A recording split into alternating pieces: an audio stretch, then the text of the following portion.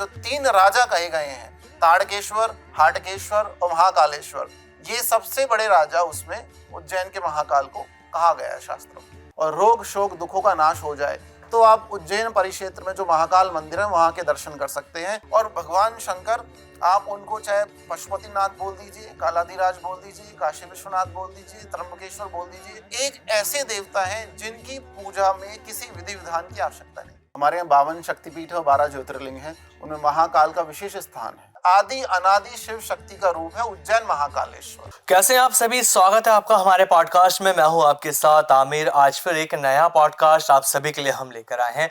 आज के जो पॉडकास्ट के हमारे मेहमान हैं वो दोबारा हमारे साथ इस पॉडकास्ट में जुड़ रहे हैं, क्योंकि आप लोगों के प्यारों ने एक बार फिर इस पॉडकास्ट में बुलाया है। क्योंकि जो पॉडकास्ट हमने लास्ट टाइम किया था वो इतना हिट हुआ, लोगों को इतना पसंद आया। जो उस पॉडकास्ट में हमने बात करी थी माँ बगलामुखी को लेकर, माँ कामाख्या को लेकर, उससे लोग बहुत जागरूक हुए। और आज का पॉडकास्ट भी बेहद खास रहने वाला है, क्योंकि आज के पॉडकास्ट में भी हम बात करने वाले हैं उज्जैन महाकालेश्वर मंदिर को लेकर, उसके रहस्य को लेकर हम बात करने वाले हैं। तो पॉडकास्ट में आखिर तक बने रहिए, क्योंकि आज हमारे साथ माँ बगलामुखी के साधक आचार्य केशव जी जुड़ चुके हैं। बहुत बहुत स्वागत है आपका सर। नमस्कार। नमस्कार, जय माई की, जय श्री महाकाल। कैसे हैं आप? एक बार फिर आप हमारे साथ हैं। हम हमेशा की तरह हम ठीक हैं, आप बताइए। एकदम बढ़िया है सर। लोग बहुत उतावले हो रहे थे कि जल्दी से एक बार दोबारा बुलाइए केशव जी को, बहुत कुछ जानना है उनसे, उनकी डिमांड आ रही थी। महाकालेश्वर मंदिर को लेकर भी लोगों ने बहुत ज्यादा जिज्ञासा दिखाई जानने के लिए। तो आपकी इजाजत हो तो शुरू कर लेते हैं। हाँ जी, हाँ जी। शुरुआत करेंगे सर। सबसे पहले पॉडकास्ट में हम उज्जैन महाकालेश्वर मंदिर, जानता हर कोई है, नाम सबने सुना हुआ है, लेकिन फिर भी हम नहीं जानते कि आखिरकार उज्जैन जो महाकालेश्वर मंदिर है उसका इतिहास क्या है सबसे पहले। और कहते हैं कि वो भगवान शिव के 12 ज्योतिर्लिंगों में से एक है। तो आप इसके ऊपर प्रकाश डालें थोड़ा। देखिए, सबसे पहले हमें जानना पड़ेगा, एक संस्कृत में 2 लाइनें मैं आपको बता देता हूँ, उसका भावार्थ भी मैं आपको बता दूंगा। अकाल मृत्यु परिरक्षणार्थम वंदे महाकाल महासुरेशम। अर्थात अगर आपको अकाल मृत्यु से बचना है तो इस पूरे ब्रह्मांड में जो इस चराचर जगत के पृथ्वी लोक के जो राजा कहे गए हैं वो है मृत्युंजय महाकाल। उन्हीं को हम उज्जैन के महाकालेश्वर कालाधिराज बोलते हैं। अच्छा। तो सबसे पहले हमें जानना पड़ेगा, हमारे यहाँ 52 शक्तिपीठ और 12 ज्योतिर्लिंग हैं, उनमें महाकाल का विशेष स्थान है, बहुत विशेष स्थान है महाकाल का। और ये शास्त्र को आप समझो। सबसे पहले अगर आपको महाकाल मंदिर का रहस्य समझना है तो आपको शास्त्र को समझना पड़ेगा पहले। और शास्त्र को समझने के लिए आप ये देखिए, ये जो पृथ्वी लोक है, इस पृथ्वी लोक से ऊपर एक आकाश नहीं है देवताओं का, 7 आकाश माने गए हैं शास्त्र में। जब आप शिव महापुराण पढ़ेंगे, और 7 आकाशों में सबसे ऊपर बोलते हैं आकाशे ताड़का लिंगम, अर्थात उन 7 आकाशों के जो अधिपति देवता हैं वो ताड़केश्वर महादेव हैं। इसी तरह से जब आप भूलोक से नीचे जाएंगे पाताल में, वहाँ भी 7 पाताल माने गए हैं। और वहाँ के देवता, मुख्य देवता जो अधिष्ठात्र देवता हैं वो है हाटकेश्वर महादेव। अब आप मध्य में आ जाइए। मध्य में पृथ्वी है, आपकी भूलोक है। इस भूधरा पर कोई भी अमृत का पान करके नहीं आया है। हर कोई एक नश्वर है, हर किसी का नाश होगा, हर किसी को मोक्ष मिल सकता है या फिर उसकी मृत्यु होगी ही होगी। तो यहाँ पे समय की और काल की बहुत अत्यधिक महिमा है जी। और काल को अपने वश में करने वाले को हम बोलते हैं महाकाल। अर्थात उन्होंने काल को अपना दास बनाया हुआ है, तो भूलोक के मुख्य अधिपति हो गए महाकाल। तो अगर आपको अकाल मृत्यु से बचना है, नवग्रहों को शांत करना है, अगर आप चाहते हैं कि आपको यश ऐश्वर्य समृद्धि अष्ट सिद्धि नवनिधि मिले और रोग शोक दुखों का नाश हो जाए, तो आप उज्जैन परिक्षेत्र में जो महाकाल मंदिर है वहाँ के दर्शन कर सकते हैं। अर्थात जो 3 राजा कहे गए हैं, ताड़केश्वर, हाटकेश्वर और महाकालेश्वर, ये सबसे बड़े राजा उसमें उज्जैन के महाकाल को कहा गया है शास्त्रों में। तो अब जब हम बात कर रहे हैं उज्जैन महाकाल की, मुझे आपसे एक बात पूछनी थी। 12 ज्योतिर्लिंग हैं, लेकिन भस्म आरती सिर्फ उज्जैन महाकाल की ही होती है। ऐसा क्यों होता है? ऐसा क्या विशेष है? देखिए, कालांतर में तो भस्म आरती अब कई ज्योतिर्लिंगों पे होने लगी है, लेकिन इसका विधान क्या है ये आप सुनिए। सबसे पहले आप ये जानिए, उज्जैन महाकाल में जो आरतियाँ होती हैं, 6 आरतियाँ होती हैं। 3:30 पर मंदिर के कपाट खुलते हैं। ब्रह्म मुहूर्त में 3:30 पे कपाट खुल जाते हैं। और उसके बाद भस्म आरती 2 से ढाई घंटे होती है। 7 बजे दध्योदक आरती होती है। दध्योदक का मतलब दूध दही चावल से आरती होती है, श्रृंगार होता है। और उसके बाद तीसरी जो आरती होती है वो 10 बजे के आसपास महाभोग आरती होती है। फिर 5 और 10 बजे से लेकर 5 बजे तक जलाभिषेक, गंगा जल से अभिषेक होता ही रहता है, चलता ही रहता है। 5 बजे खत्म होता है, 5 बजे सूखा श्रृंगार होता है, आरती होती है, 7 साढ़े 7 के आसपास महाभोग आरती होती है, भोजन चढ़ता है, और 10:30 बजे शयन आरती होती है। अब इसमें भस्म आरती का क्या महत्व है, आप जाइए प्राचीन समय पे, सतयुग में जाइए और वहाँ से देखिए। सतयुग में राक्षस और देवता दोनों मिलके महाकाल की उपासना करते थे।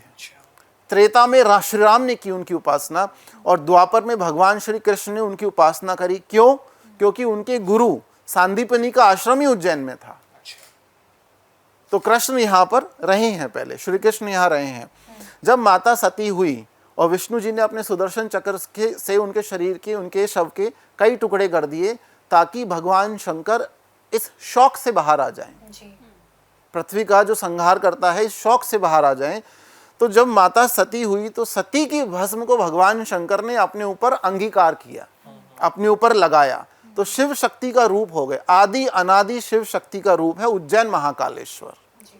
दूसरा क्या कथन है, जब भगवान शंकर ने विचार किया कि मेरे गणों की मृत्यु के बाद इनको मोक्ष कैसे मिले, जो मेरे भक्त हैं उनको उनकी मृत्यु के बाद मोक्ष कैसे मिले, तो भगवान शंकर ने जात पात से अलग हटके हर एक व्यक्ति को, जो भी उनको भजता है, जो भी उनकी सेवा करता है, जो भी उनकी नवदा भक्ति करता है, अर्चन करता है, भजन करता है, अभिषेक करता है, वंदन करता है, उन सब की भस्म को अपने ऊपर अंगीकार किया कि जब उनकी मृत्यु हो जाए तो उनके शरीर की जो भस्म होगी अंतिम संस्कार के बाद, भगवान शंकर ने उसे अपने ऊपर रमाया। ऐसा कोई देवता आपको नहीं मिलेगा त्यागी जिसने अपने भक्तों के मरण के बाद उनकी भस्म को अपने ऊपर अंगीकार किया। क्या यही कारण है कि वहाँ पर वाराणसी में जो लोगों को मृत्यु को प्राप्त होते हैं उनको मोक्ष मिलता ही मिलता है, यही कारण? देखिए, काशी जो नगरी है भगवान शंकर के त्रिशूल पर है वो, तो बोला जाता है कि वहाँ से गमन करने वाला सदाशिव लोक जाता है। लेकिन अभी हमारा जो आज का संदर्भ है उज्जैन नगरी है, तो उज्जैन नगरी को कालांतर में अवंतिकापुरी बोलते हैं, और ये यम की नगरी थी, काल की नगरी थी, लेकिन अभी महाकाल की नगरी है, क्योंकि महाकाल वहाँ के राजा हैं। और महाशिवरात्रि पर महाकाल की पूजा दूल्हे रूप में होती है, वो पार्वती के वर हैं वहाँ पे। पार्वती के वो क्या है, आनंद भैरव बोला जाता है उनको, पार्वती के आनंद भैरव हैं। तो महाकाल की महिमा इस तरह से है, जब आप उज्जैन परिक्षेत्र में जाएंगे तो वहाँ जाने से ही आपके कष्टों का निवारण हो जाएगा, और इतनी अत्यंत मानसिक शांति आपको प्राप्त होगी। और भगवान शंकर, आप उनको चाहे पशुपतिनाथ बोल दीजिए, कालाधिराज बोल दीजिए, काशी विश्वनाथ बोल दीजिए, त्र्यंबकेश्वर बोल दीजिए, एक ऐसे देवता हैं जिनकी पूजा में किसी विधि विधान की आवश्यकता नहीं है, किसी पुजारी की भी आवश्यकता नहीं है, किसी मीडिएटर की आवश्यकता नहीं है। आप शिवलिंग पे जाते हैं, आप स्वयं तो जल चढ़ाते हैं शिवलिंग पे, आपके भाव से ही आप जल चढ़ाते हैं। तो ये विधि विधान से रहित हैं और सबसे सुंदर देवता हैं। सावन का महीना जब आता है, पितृपक्ष अभी चलेंगे, इन्हें श्रृंगार की आवश्यकता इसलिए नहीं है क्योंकि संपूर्ण प्रकृति इनका श्रृंगार कर रही है।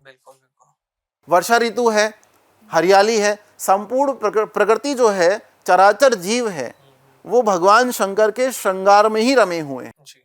तो इसलिए ये बहुत त्यागी देवता हैं, और मृत्युंजय महाकाल के दर्शन करने मात्र से आपके समस्त कार्य फलीभूत हो जाते हैं।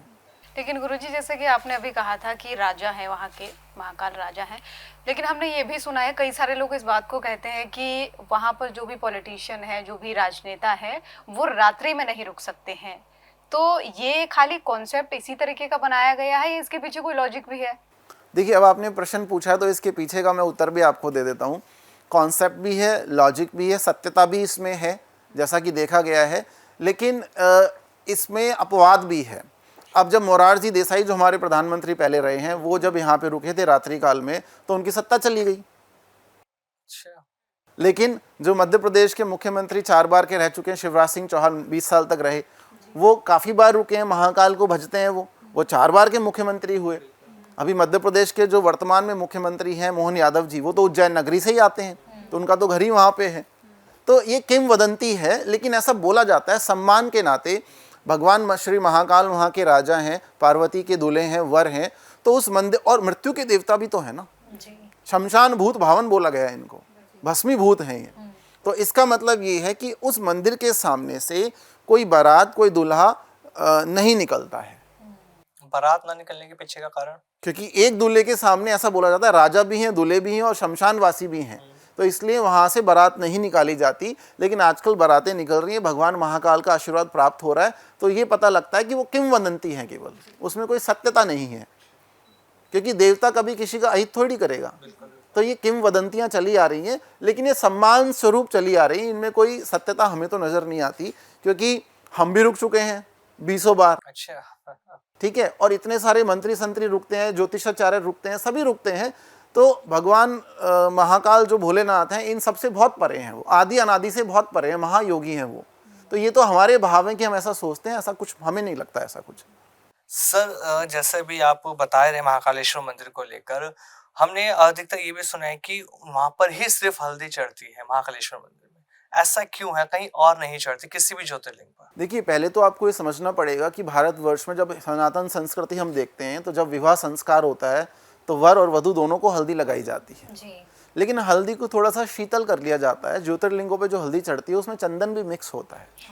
अब काशी विश्वनाथ में भी चढ़ती है अब, जी। हाँ, तो काशी विश्वनाथ, वैद्यनाथ धाम और त्र्यंबकेश्वर भी इसमें है। लेकिन सबसे पहले भगवान श्री महाकाल को हल्दी चढ़ती है, क्योंकि ये दूल्हे रूप में विद्यमान है। इनके असंख्य असंख्य श्रृंगार होते हैं पूरे वर्ष। अच्छा। लेकिन महाशिवरात्रि को आप जो श्रृंगार होता है वो आप देखिए, वो इतना भव्य एक वर रूप में, दूल्हे रूप में श्रृंगार होता है। कभी कृष्ण गोपेश्वर के नाम से कृष्ण का श्रृंगार होता है, कभी काली का श्रृंगार होता है। मक्खन से, भांग से, दही से अलग अलग श्रृंगार होते हैं। मावा, जिसको आप खोआ बोलते हैं, उससे भी श्रृंगार होता है। अच्छा। और जो होली होती है, होली का दहन होता है, उस समय तो विशेष पर्व होता है। अब जैसे आपने देखा होगा, आजकल लोग बोलते हैं कि हम भगवान शंकर के नाम पे लोगों ने भांग पीना भी शुरू कर दिया है। ये बहुत ट्रेंड चल रहा है। हाँ, आजकल चल रहा है कि भगवान शंकर का उनका ये भक्त हूँ, प्रसाद है। भक्त हूँ और भांग पीकर मस्त हूँ, ऐसा बोला जाता है। तो भगवान शंकर ने तो विष भी पिया था, कालकूट, फिर वो भी ग्रहण करें भी आप। पी लीजिए थोड़ा। सही बात है, नहीं, फिर वो भी ग्रहण करें आप। लॉजिक है बिल्कुल। तो कहने का मतलब भांग से श्रृंगार होता है। आज इस पॉडकास्ट पे मैं एक ऐसा सत्य आपको बताने जा रहा हूँ जो किसी ने बताया ही नहीं होगा आपको, नहीं कोई बताएगा। बिल्कुल बताइए। काल भैरव को मदिरा क्यों चढ़ती है? ठीक है, माँ भगवती को मदिरा या मछलियाँ या बलि क्यों दी जाती है? भगवान शंकर को कांटे वाला पुष्प, धतूरे का फूल ही क्यों चढ़ता है? इसका लॉजिक क्या है? इसका लॉजिक ये है कि ये जितने भी देवता हैं, ये सब ये बोलते हैं कि आपका जिससे नाश होता है, जिससे आपका परिवार ध्वस्त होता है, वो सारी कुरीतियां आप हमें चढ़ा दो। अच्छा। माई को मदिरा क्यों चढ़ती है? कि जो तेरा नाश करे वो तू मुझे दे दे, अर्पण कर दे, मैं उसको का भक्षण कर जाऊंगी। महाकाल को धतूरे का फूल, कांटे का फूल इसलिए चढ़ता है ताकि आपके जीवन का सारा संताप और कांटे वो ग्रहण कर लेते हैं और आपके जीवन को निष्कंटक बना देते हैं। ये किसी पुस्तक में मिलेगा ही नहीं आपको, ये अनुभव है। आप ये अनुभव से, गुरु के ज्ञान से, गुरु प्रदत्त ज्ञान से आपको प्राप्त होगा। तो जो भी आपके जीवन में कुरीतियां हैं, लालच है, विकार हैं, उस स्वरूप में सारी चीजें हम देवताओं को शिवलिंग पे अर्पित करते हैं, ताकि हमारा जीवन, देखिए आप कितनी महानता है भगवान शंकर की, भोलेनाथ की कितनी महानता है कि जो आपके जीवन का भक्षण करे, चाहे वो कालकूट हो, चाहे वो भांग हो, चाहे धतूरा हो, वो सब महाकाल ने खुद ले लिया आपके जीवन से, भगवती ने खुद ले लिया। बलि का मतलब है पशु की बलि, आपके अंदर की बलि। आपके अंदर जो पशु है, जो क्रोध है, आपने देखा होगा कलयुग में जगह जगह आप देखते हैं, कभी क्राइम्स की घटनाएं हो रही हैं, कभी छीना झपटी हो रही है। ये जितनी भी चीज़ें समाज में कुरीतियां हैं, देवी देवता इन सबका भक्षण कर लेते हैं। अब आज कोई महिषासुर तो ऊपर से आएगा नहीं, यही सारे महिषासुर हैं। बिल्कुल बिल्कुल। तो इनका भक्षण देवी देवता कर लेते हैं। तो हमें उनसे उचित सीखने की आवश्यकता है और अनुचित को हमें अपने जीवन से निकालना है। तो भांग का श्रृंगार होता है उनके ऊपर। जी। ठीक है, जो भी आपके जीवन की कुरीतियां हैं, आप उनको सौंप दीजिए, वो भस्म कर देंगे उनको। तो सर, जब हम बात कर रहे हैं महाकाल की, मेरे मन में एक प्रश्न आ रहा था बड़ी देर से। भोलेनाथ के सबसे बड़े भक्त जो कहा जाता है, रावण को कहा जाता है, और ये भी कहा जाता है कि जब रावण का वध हो गया तो उनके कुछ चाहने वाले जो होते हैं, उन्होंने उनका जो शव था वो छुपा दिया और कलयुग में उसका फिर से जन्म होगा, या फिर ये कहें कि वही शव फिर से जीवित होगा। इसके बारे में आप क्या कह सकते हैं? देखिए, ऐसा शास्त्रों में तो कोई प्रमाण नहीं मिलता कि कली काल में उनका जन्म होगा। लेकिन आप ये देखिए, रावण जो है वो भगवान शंकर प्लस माता पार्वती का भी बहुत जबरदस्त भक्त था। जी। जब शास्त्र आप पढ़ेंगे, देखिए हमारे ऋषि मुनियों ने कुछ शास्त्र बनाए हैं, आप इसको सुनिए थोड़ा। भैरव और भैरवी, शिव और शक्ति का जो संवाद है वो 3 तरह के ग्रंथों में मिलता है। एक को बोलते हैं यामल, एक को बोलते हैं डामर और एक को तंत्र बोलते हैं। यामल का मतलब रुद्र यामल, विष्णु यामल, ब्रह्म यामल। यामल का मतलब उस बुक का नाम है। तो जो रुद्र यामल है उसमें भगवान शंकर और माता पार्वती का पूरा संवाद है। अच्छा। दूसरा है भूत डामर तंत्र। अच्छा। ये आपने नाम भी बहुत कम सुना होगा, ये हमारे तांत्रिक ग्रंथ हैं। अब आप देखिए ना, जब भी आप किसी अघोरी को देखेंगे, शमशानवासी को देखेंगे, उसने भस्म क्यों रमाई हुई है अपने ऊपर? वो भस्मीभूत रहता है क्योंकि वो माता पार्वती, माँ कालिका, शमशान कालिका को अपनी माँ मानता है, मुख्य देवी, आराध्या देवी मानता है। भगवान शंकर को अपने पिता मानता है। मतलब ये जो उज्जैन महाकाल मंदिर है ये महाशमशान मंदिर है, शमशान पर बसा हुआ है। ऐसे 4 मंदिर भारतवर्ष में है, तारापीठ है, कामाख्या है, रजरप्पा झारखंड है।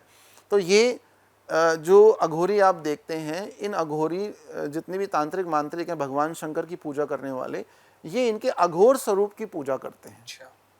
अघोर स्वरूप की पूजा करते हैं, अर्थात इन्होंने सृष्टि का परित्याग कर दिया। ये त्याग परित्याग से दूर हो गए, इन्हें सिद्धि से कोई मतलब नहीं है, इनको मोक्ष प्राप्ति चाहिए बस।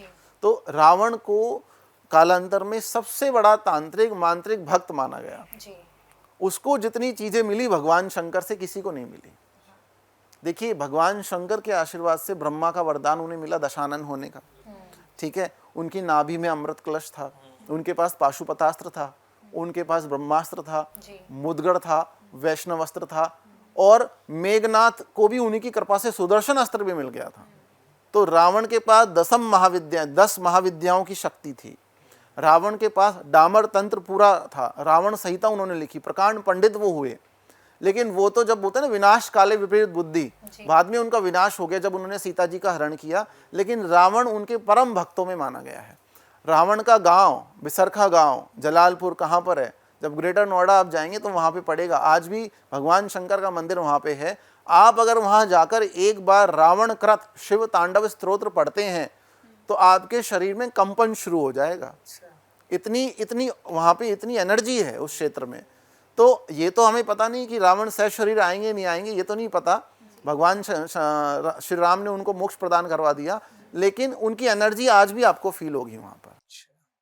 लेकिन जैसा कि आपने कहा कि वहाँ पर बहुत सारी एनर्जीज होती है, वो शमशान में है, लेकिन बहुत सारे लोग डरते भी हैं कि ऐसी जगहों पर अगर हम जाएंगे तो कहीं कोई नकारात्मक शक्ति हमारे साथ वापस आ गई। तो यही कारण भी है, चाहे माँ बगलामुखी का मंदिर हो, चाहे माँ कामाख्या हो, कई सारे लोग यहाँ जाना इसलिए भी नहीं चाहते हैं कि कोई नेगेटिव एनर्जी तो हमारे पीछे नहीं आ जाएगी।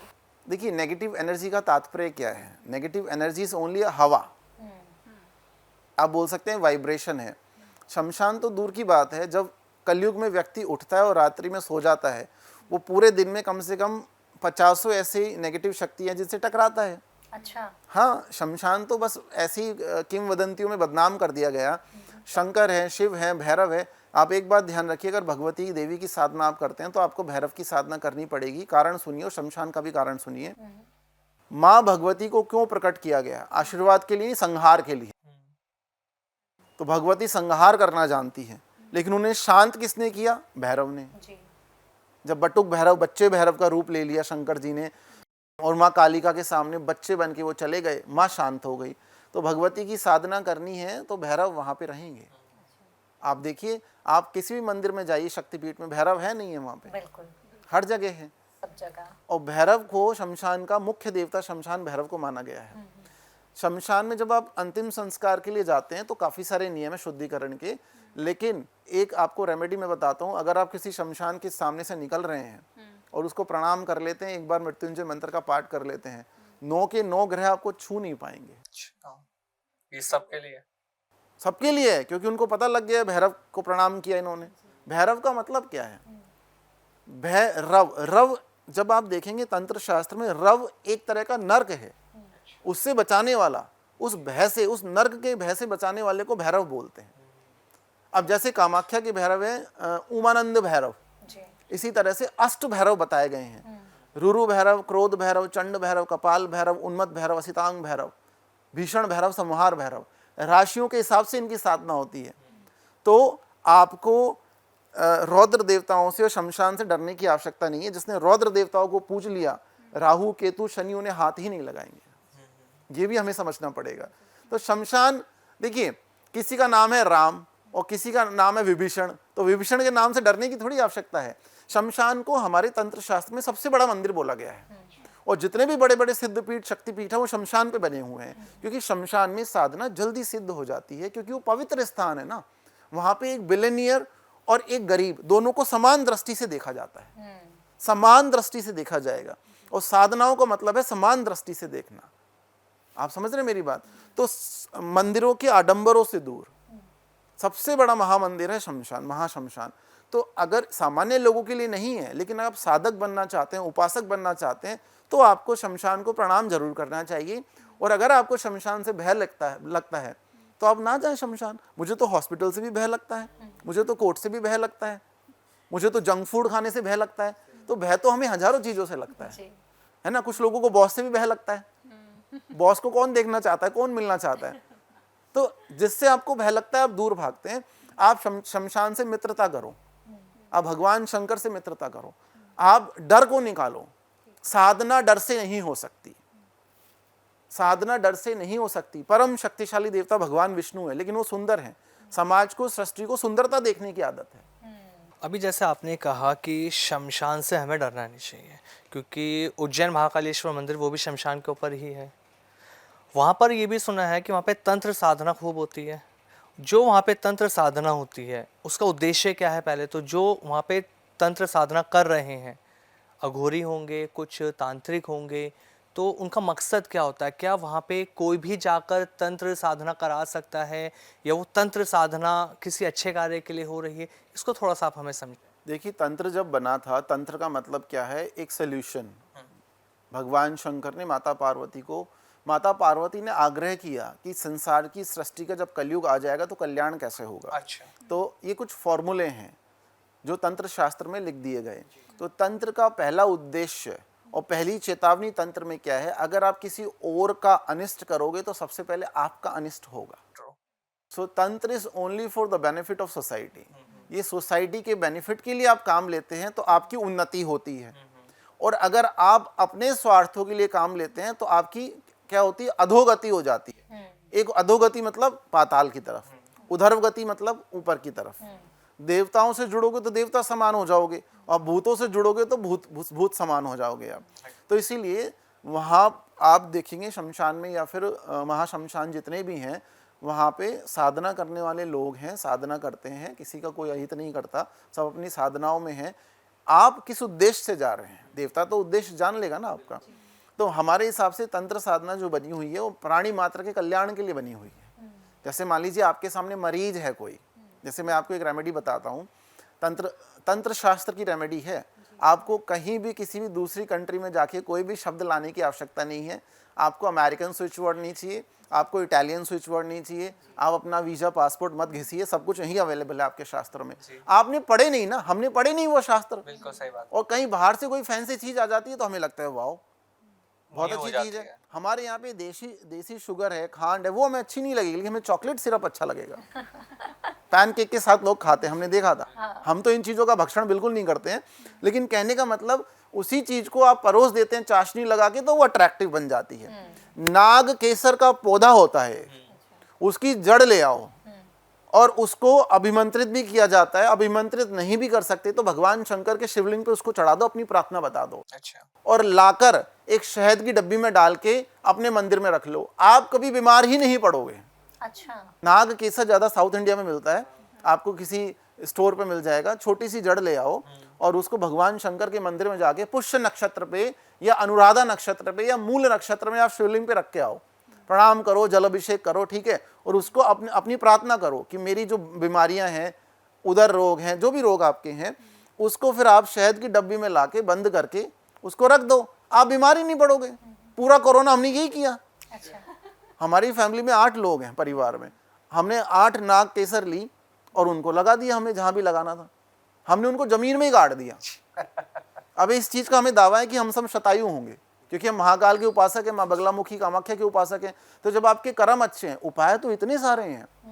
अगर आप चाहते हैं कि लोगों को अट्रैक्ट करना है आपको, कि सब हमसे अट्रैक्ट रहें, सारे काम हमारे निकलते रहें, तुलसी के बीज को पान के पत्ते में रख के बुधवार चबाओ। आपको जबरदस्त अट्रैक्शन की प्राप्ति होगी।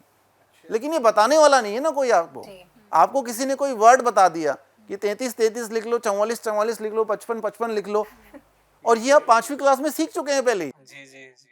बट अगर स्टाइलिश तरीके से बताया जा रहा है तो आपको लग रहा है wow that is so awesome. आम वाली के जो खाने पान में जो खानी है रेमेडी दोबारा से पूरी से बताएं ताकि लोग अच्छे से सुन सके। ठीक है, देखिए पान का पत्ता ले लीजिए, हाँ। उसकी डंडी जो होती है उसको हटा लीजिए। ठीक है। साफ पान का पत्ता हो, उसमें 4 या 5 अब तुलसी के बीज रख लो। ठीक। कोई भी तुलसी हो सकती है, 5 तरह की तुलसी होती है।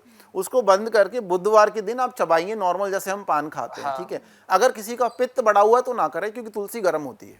अच्छा। एक दाना ले ले, फिर 1-2 बार 1-2 हफ्ते आप करो, आप इतनी ऑरा आपकी अट्रैक्टिव हो जाएगी, इतनी ऑरा अट्रैक्टिव हो जाएगी। हम ये सारे प्रयोग करते हैं, अच्छा। हमारा कोई काम नहीं रुकता है, कोई काम नहीं रुकता है। तो आप इन चीज़ों को, नाग केसर रोग निवारण के लिए है, और अगर आपको लगता है कि आपको अट्रैक्शन बढ़ाना है तो आप ये करें। फिर अपने बॉस का अटैक करने के लिए लोग कर सकते हैं। नहीं, आप बॉस को क्यों अट्रैक्ट करना चाहते हैं? आप देवताओं को अट्रैक्ट करो, बॉस भी तो उसी के अधीन है। बिल्कुल बिल्कुल, वो इम्पोर्टेंट हो गया। आप बॉस को, माता पिता को, अब आप अगर मैरिड हैं, इन सबको, इनका अट्रैक्शन छोड़िए आप। ये तो इस जन्म के साथी हैं आपके। साउथ में अगर आप चाहते हैं कि मैं धन कमाना चाहता हूँ, लेकिन ये सबसे बेस्ट उपाय है हमारे शास्त्र का, लेकिन फिर भी आप चाहते हैं कि मैं और तरक्की चाहता हूँ, वेस्ट की जो डायरेक्शन है, पश्चिम दिशा, उस दिशा में जो आप रखेंगे वो बढ़ेगा। अच्छा। अगर आपने दवाइयां रख दी तो आपकी बीमारी बढ़ेगी। अगर आप किसी को ये है कि मुझे एक संतान हो गई, दूसरी संतान की प्राप्ति है, अपने बच्चे का कमरा वेस्ट में कर दो, आप तिजोरी वेस्ट में लगाओगे वो बढ़ेगा। तो ये अब आपके ऊपर है, जो आपको वेस्ट बढ़ाना है अपने जीवन में। कष्ट बढ़ाने हैं तो कष्ट रखो, जो कोई नहीं रखेगा। खुशियां बढ़ानी है तो वेस्ट के स्थान में आप रखो। वेस्ट के स्थान में आप एक बॉक्स रख सकते हो जिसमें कुछ चॉकलेट्स रखिए। ओके। तो परिवार में मिठास बढ़ जाएगी। अच्छा। उनको खाते भी रहे आप चॉकलेट्स को, मिठास बढ़ जाएगी जी। कैश रखेंगे, कैश बढ़ेगा। तो वेस्ट को क्लीन रखें और वेस्ट की डायरेक्शन में जो रखेंगे वो बढ़ेगा। वेस्ट की डायरेक्शन से आपको प्रॉस्पेरिटी चाहिए तो उस दिशा में मिनिमम 2x2 या फिर उससे बड़ा आप पहाड़ की फोटो लगाइए। ठीक है।